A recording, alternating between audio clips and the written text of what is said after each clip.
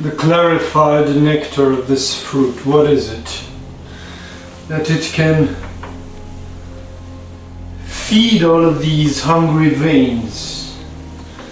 Veins hungry for revelation. Listening to the interstellar soundtrack.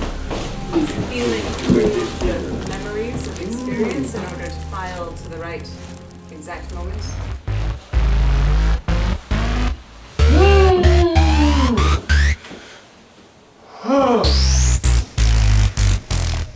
How does it feel the consequence of this ignorance? How does it feel the taste of this error?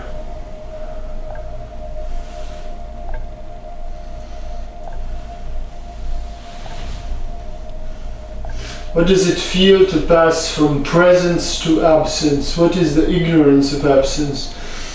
What is the very possibility of distance? Come on!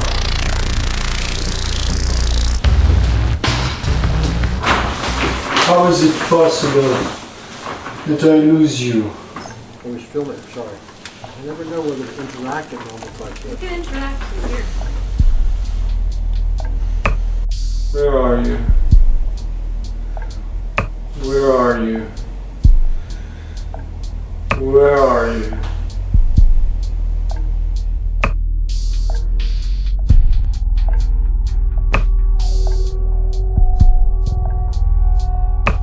What is it to really taste it?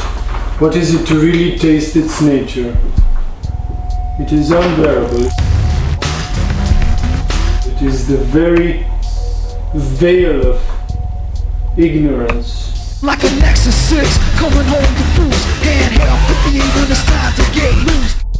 If I ask, can a machine feel toothache? You would naturally respond, no, it cannot. But the essential insight is to discern the way you are using the word can. Is it a matter of experience? Is it from our previous experiences that we understood that a machine cannot have a toothache? Or are we speaking about a logical impossibility which is related to the structure of language? How does one discern between experiential impossibility and logical impossibility? And why is this relevant?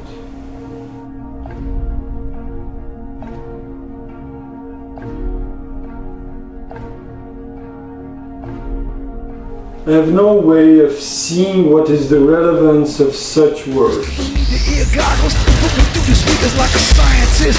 With tubes and beakers, have MCs on my I have no way of applying such words. I have no way of grasping the nature, the intent, the motive of such words.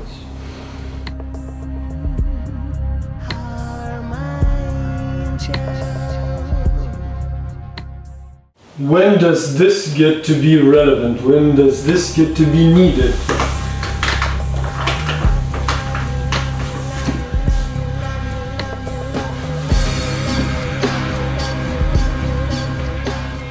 When one can listen to the voices that are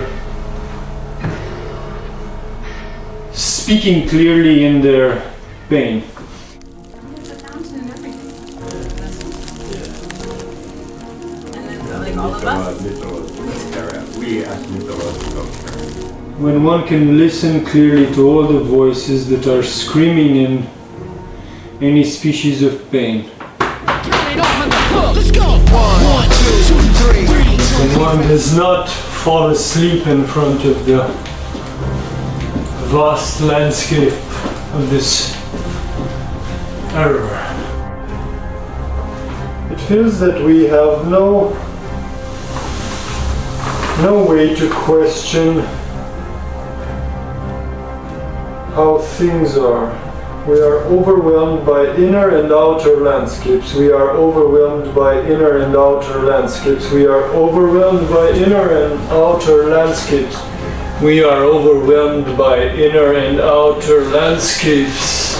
We are overwhelmed by inner and outer landscapes. We are overwhelmed by inner and outer landscapes. We are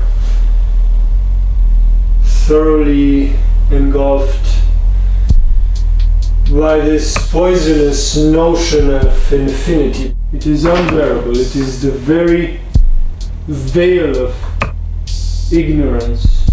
The very veil of ignorance.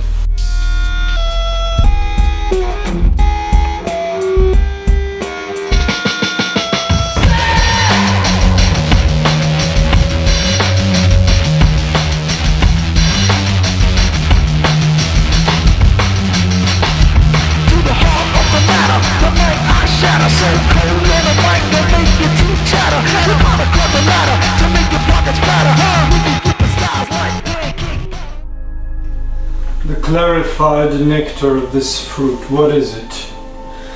That it can feed all of these hungry veins, veins hungry for revelation, thoroughly overwhelmed by this deceptive nature of infinity. We are overwhelmed, we are engulfed by inner or outer weathers. We are overwhelmed by inner and outer weathers. They seem unquestionable. They seem to be unquestionable. How does this food get to be processed, digested? This food of insight, how does it get digested by these types of bodies? I have been trying in all this to remove the temptation to think that there must be what is called a mental process of thinking, hoping, wishing, believing, etc., independent of the process of expressing a thought, a hope, a wish, etc. And I want to give you the following rule of thumb. If you are puzzled about the nature of thought, belief, knowledge, and the like, substitute for the thought the expression of the thought. The difficulty which lies in this substitution, and at the same time the whole point of it, is this. The expression of belief, thought, etc. is just a sentence, and the sentence has sense only as a member of a system of language, as one expression within a calculus. There is no more point in postulating the existence of a peculiar kind of mental act alongside of our expression.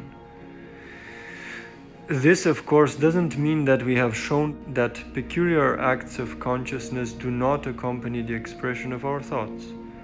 Only we no longer say that they must accompany them. Make the following experiment. Say and mean a sentence, like, "It will probably rain tomorrow." Now think the same thought again, mean what you just meant, but without saying anything, either aloud or to yourself.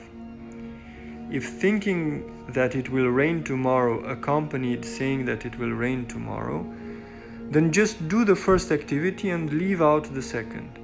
If thinking and speaking stood in the relation of the words and the melody of a song, we could leave out the speaking and do the thinking, just as we can sing the tune without the words.